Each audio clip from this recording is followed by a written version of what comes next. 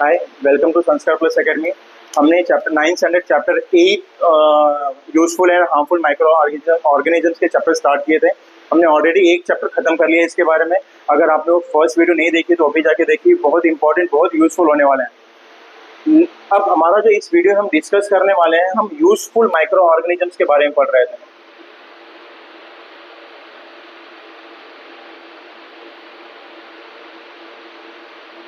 हमने सबसे पहले लैक्टोबैसिलस पढ़ लिया था। अब जो हमको पढ़ना है राइजोबियम के बारे में। अब राइजोबियम क्या होता है? राइजोबियम एक टाइप का माइक्रो ऑर्गेनिजम्स जो प्लांट्स के रूट्स पे पाया जाता है। क्या करता है? प्लांट्स के रूट्स पे पाया जाता है। और वो क्या करता है? एटमॉस्फेयर की नाइट्रोजन को ट्रैप करता है, कन्वर्ट करता है नाइट्रेट और नाइट्राइट में, और वो सप्लाई करता है रूट्स को। और रूट्स उसके बदले उसको मतलब इन रिवर्स फूड करते हैं। मतलब क्या, राइजोबियम है, रूट के ऊपर डिपेंड रहता है, और रूट किसके ऊपर डिपेंड है? राइजोबियम को डिपेंड है। रूट को जो भी नाइट्रोजनस सब्सटेंस चाहिए वो राइजोबियम में अवेलेबल करवाता है। राइजोबियम को ग्रोथ करने के लिए जो भी सब्सटेंस चाहिए वो रूट से ग्रैब कर लेता है। देखते हैं क्या इसके बारे में। तो rhizobia living in a root nodules supply nitrate और नाइट्राइट में डिफरेंस है। तो याद रखना, नाइट्राइट क्या है? NO3 होता है, और नाइट्रेट होता है NO2। तो rhizobia living in the root nodule supply nitrate and nitrate और अमाइनो एसिड। इतना पता रहना चाहिए आपको, जो अमाइनो एसिड है इसको मिला के ही बनता है प्रोटीन। अमीनो एसिड से क्या बनता है? प्रोटीन बनता है। So that plant in exchange it's energy in the form of carbohydrate from it. और प्लांट क्या करते हैं? प्लांट अपना एनर्जी बना लेता है। सॉरी, राइजोबिया क्या करता है? प्लांट्स को नाइट्रेट और नाइट्राइट प्रोवाइड करता है अमीनो एसिड के साथ में, और इन रिवर्स क्या करता है? अपने लिए कार्बोहाइड्रेट ले लेता है। और हमने पढ़ा है लिविंग ऑर्गेनिजम्स के लिए कार्बोहाइड्रेट सबसे इंपॉर्टेंट है एनर्जी बनाने के लिए। Such a mutual beneficial relationship is called as symbiosis. Symbiosis मतलब क्या? कि A B के ऊपर डिपेंड रहेगा और B A के ऊपर डिपेंड रहेगा। वही यहाँ पे कंडीशन हो रहा है कि जो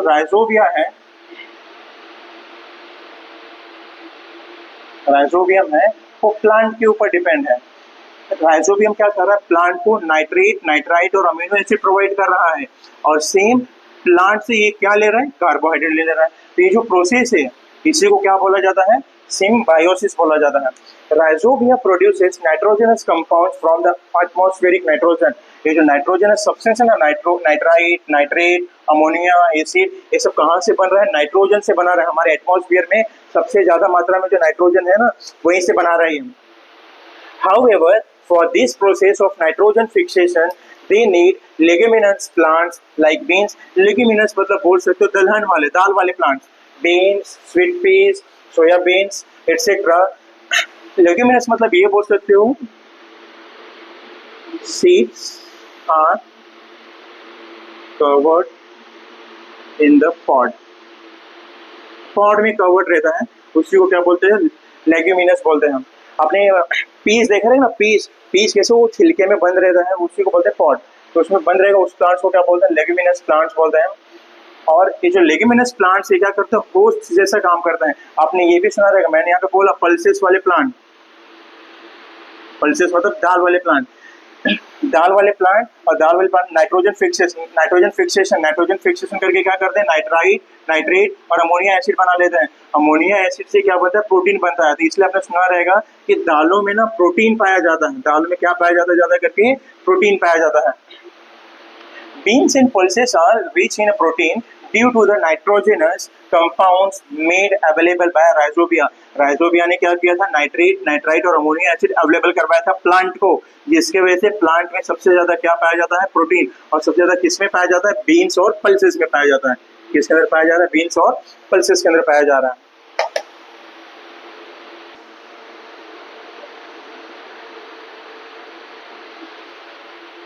After harvesting a leguminous crops, the leftover roots and other plant parts are deliberately dumped in the farm soil to maintain the bacterial population. बोला है कि जब भी जो पल्सेस की जो खेती की जाती है, जब दाल की खेती की जाती है, तो वहाँ पे ना उसको बस ऊपर से काट दिया जाता है। उसकी जो रूट्स रहती हैं, रूट्स को ऐसे खेतों में छोड़ दिया जाता है। क्यों छोड़ दिया जाता है? क्योंकि हमने जस्ट अभी देखा कि प्लांट के रूट्स पे पाया जाता है राइजोबियम। और ये राइजोबियम क्या करता है, नाइट्रोजन को कन्वर्ट करता है किसके अंदर, नाइट्रेट, नाइट्राइट और अमीनो एसिड, अमीनो एसिड में कन्वर्ट करता है। और यही अमीनो एसिड क्या है, प्रोटीन बना देगा। मतलब क्या, अगर मैंने रूट को हटा दिया मतलब राइजोबियम भी हट जाएगा ना ये। और जितना मिट्टी में जितना ज्यादा नाइट्रोजन रहेगा, मिट्टी उतना ही फर्टाइल होती है, मिट्टी उतना ही क्या रहेगा, फर्टाइल रहेगा। इसका मतलब ये, अगर मैंने रूट को कट किया मतलब राइजोबियम को कट किया, राइजोबियम को कट किया मतलब मिट्टी फर्टाइल रह जाएगी क्या, उतना नहीं रह जाएगी। इसलिए क्या किया जाता है, जो लेग्यूमिनस क्रॉप्स होते हैं ना, उनकी जो रूट रहती है, रूट को खेतों में ही डंप कर दिया जाता है। और ये क्या करता है, बैक्टीरियल पॉपुलेशन को मेंटेन करता है। बैक्टीरियल पॉपुलेशन मतलब क्या, जो भी राइजोबियम है, राइजोबियम का एक पॉपुलेशन मेंटेन किया जाता है। The use of rhizobium has helped to reduce the use of chemical fertilizers and thereby their adverse effect. हम किसान क्या करते थे, फार्मर्स क्या करते थे, खेतों में अपने क्रॉप्स को अच्छे बनाने के लिए उसमें आर्टिफिशियल मैन्यूर्स डालते थे, मैन्यूर्स या फर्टिलाइजर्स डालते थे। वो क्या कर, मिट्टी की फर्टिलिटी को कम कर दे रहा है। अब मिट्टी की फर्टिलिटी को कम कर दे रहा है तो हमारे लिए अच्छा है कि बुरा है, ऑब्वियसली बुरा है ये। तो मिट्टी को भी नुकसान नहीं हो, फसल को भी नुकसान नहीं हो, इसलिए क्या किया जाता है, जो इसके प्लांट्स के जो रूट्स हैं ऐसे छोड़ दिए जाते हैं खेतों में। Thereby it has also help to reduce the expenses. अब जो किसान फर्टिलाइजर्स खरीद के लाएंगे, फ्री में तो मिलेगा नहीं, कुछ पैसे के मिलेंगे। अब बेचारा 100 रुपए का फसल उगा रहा है, 20 रुपए का अपना फर्टिलाइजर ला रहा है, तो कुछ फायदा होगा क्या इसके अंदर, नहीं होगा। तो लोग क्या करते हैं, उसका एक्सपेंसेस कम करने के लिए, किसान का एक्सपेंस कम हो, खर्चे कम हो, फर्टिलिटी ज़्यादा हो, इससे लोग क्या करते हैं, जो लेग्यूमिनस क्रॉप्स होते हैं उसकी रूट को जमीन में ही छोड़ दिया जाता है, ऐसे छोड़ दिया जाता है। नेक्स्ट क्वेश्चन है कि nowadays seeds are coated with a rhizobial solution or powder before sowing. Sowing मतलब होता है बोना। जब हम फसल को बोते हैं, सीड्स को बोते हैं, तो उस सीड को बोने के पहले ना राइजोबियल सॉल्यूशन या पाउडर में मिला दिया जाता है। क्यों मिलाया जाता है, क्योंकि राइजोबियल सॉल्यूशन मतलब क्या, राइजोबियम रहेगा उसके अंदर, क्या रहेगा, राइजोबियम रहेगा। ये राइजोबियम क्या करेगा, नाइट्रोजन को कन्वर्ट करेगा किसके अंदर, नाइट्राइट और अमीनो एसिड के अंदर कन्वर्ट करेगा। मतलब जितना ज्यादा राइजोबियम रहेगा उतना ज्यादा ही फर्टिलिटी अच्छा रहेगा मिट्टी का। तो मिट्टी का फर्टिलिटी अच्छा बने रहने के लिए लोग क्या, या फसल मेरी अच्छी से ग्रोथ हो, इसलिए क्या मिला देते हैं उसके अंदर, राइजोबियल सॉल्यूशन या पाउडर मिला देते हैं। After sowing rhizobia enters the plantlet. Rhizobia कहाँ पे जाता है, प्लांटलेट में एंट्री मारता है रूट के पास, और रूट को क्या प्रोवाइड करता है, नाइट्राइट और अमीनो एसिड प्रोवाइड करता है। और इन रिटर्न क्या लेता है, प्लांट से कार्बोहाइड्रेट ले लेता है।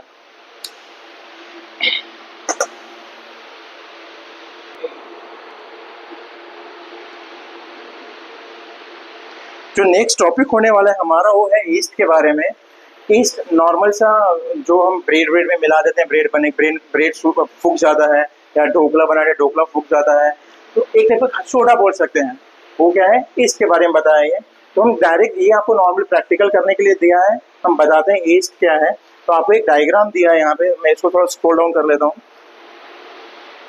तो इनिशियल स्टेज में ये जो आपको दिखाया है, इनिशियल में एक ईस्ट ऐसा दिखेगा, ये पेरेंट होता है। और जब ये रिप्रोड्यूस करता है तो इसके ऊपर ही एक बर्ड बन जाता है। इसके ऊपर ही क्या बनता है, एक बर्ड बनता है, इसको बोलते हैं डॉटर। डॉटर ईस्ट होता है और ये पेरेंट ईस्ट होता है। अब ये डॉटर ईस्ट क्या कर, इसको बर्ड बोलते हैं, आपके लिखा है यहाँ पे, इसको क्या बोलते हैं, बर्ड बोल रहे हैं। ये बर्ड को जो न्यूट्रिएंट्स मिलता है, न्यूट्रिएंट्स कहाँ से मिलता है, पेरेंट से मिलता है। जब इसको न्यूट्रिएंट्स यहाँ से मिलता है, इसलिए इसको बोला जाता है कि ये जो देखते हैं आगे इसके बारे में क्या लिखा है। तो इस तरह से क्या करते हैं, ऐसे नंबर से नंबर बढ़ते जाते हैं। जब ये पूरा बर्ड पूरा मेच्योर हो जाता है, जब बर्ड पूरा मेच्योर हो गया, ये खुद से अलग हो जाता है और खुद सर्वाइवल करता है।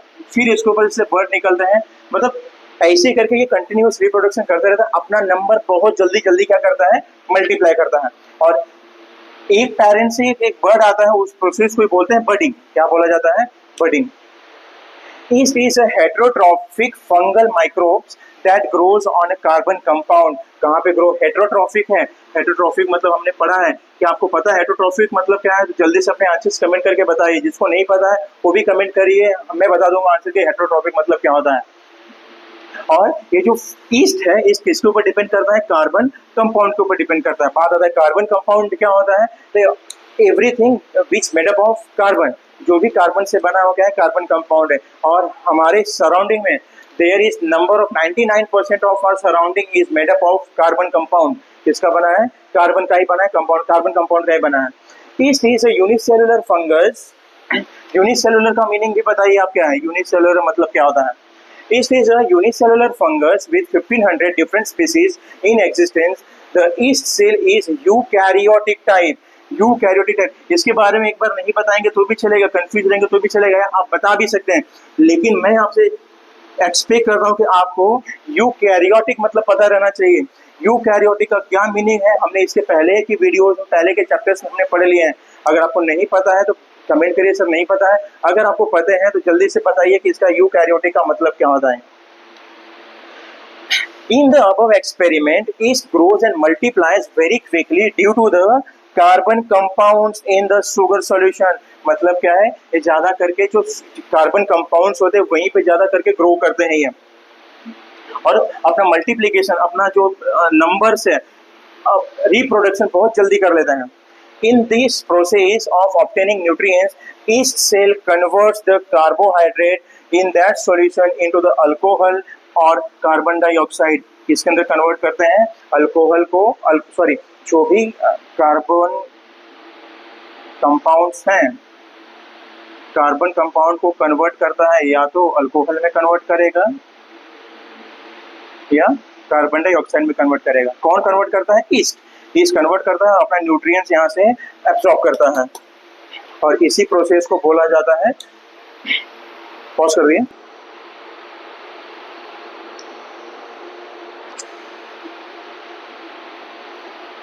नेक्स्ट टॉपिक है, ये बहुत इंपॉर्टेंट है कि often alcohol is produce along with sugar in the sugar factories.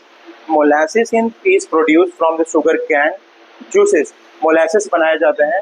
It is rich in a carbohydrate. Molasses fermented with the help of yeast called Saccharomyces. ये क्या है? Saccharomyces एक टाइप का yeast है, एक टाइप का यूजफुल माइक्रोब्स है। In this process, ethanol का फॉर्मूला याद रखना, C2H5OH। इथेनॉल मतलब एक टाइप का अल्कोहल ही है, is produced as a primary product and ester and other alcohols as a secondary product. Spirit and other alcohols can be obtained from the ethanol.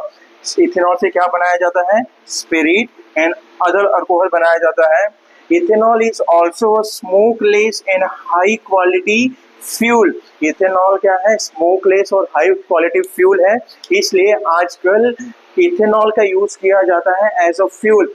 Fuel की जगह इसलिए क्योंकि आजकल पेट्रोल और डीजल पे चलने वाली जो गाड़ियां हैं उसके अंदर से धुएं निकल रहे हैं, तो उस धुएं से क्या हो रहा है? एयर पोल्यूशन हो रहा है। एयर पोल्यूशन को कम करने के लिए लोग क्या कर रहे हैं? इथेनॉल को एज अ फ्यूल यूज किया जा रहा है। बिसाइड मोलासेस मतलब शुगर कैन के जगह पे मेज, बार्ले एंड अदर ग्रेन्स का भी यूज किया जा सकता है इथेनॉल को बनाने के लिए। Glucose and fructose the sugar present in the grapes in the juices are also fermented with the help of yeast। मतलब यहाँ पे तो हमने शुगर के बारे में देखा, शुगर के अलावा किसका किसका यूज किया जाता है? मेज का, बार्ले का और अदर ग्रेन्स का यूज किया जाता है। ग्लूकोज और फ्रक्टोज दोनों एक टाइप के शुगर हैं। आपने देखा एक लैक्टोज भी देखा था स्टार्टिंग में, लैक्टोज हो गया, ग्लूकोज हो गया और फ्रक्टोज हो गया, एक और आता है सक्रोज जिसको बोलते हैं। ये सब क्या शुगर ही है। Grape juices are also fermented, इन सब का यूज किया जाता है क्या करने के लिए? वाइन्स बनाने के लिए, सॉरी इन सब का, ग्रेप्स के जूसेस का also fermented with the help of yeast to produce the alcohol. Alcohols मतलब क्या? वही वाइन्स बनाने के लिए यूज किया जाता है, वाइन बनाने के लिए यूज किया जाता है। और मोस्टली ये गन्ने से, गन्ना हो गया मतलब शुगर कैन हो गया, बार्ले हो गए, ग्रेप्स और ऑरेंजेस का यूज करके बनाया जाता है, फर्मेंटेशन किया जाता है और इथेनॉल निकाला जाता है। नेक्स्ट टॉपिक है कि बायो रेमेडिएशंस।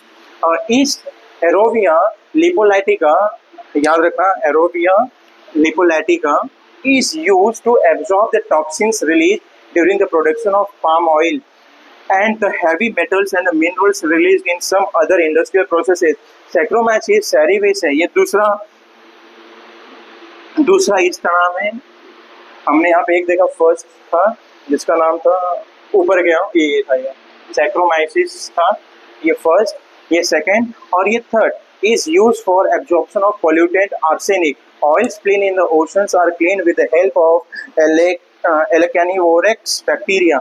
मतलब क्या है कि ये जो ईस्ट है अलग अलग इनका यूज है।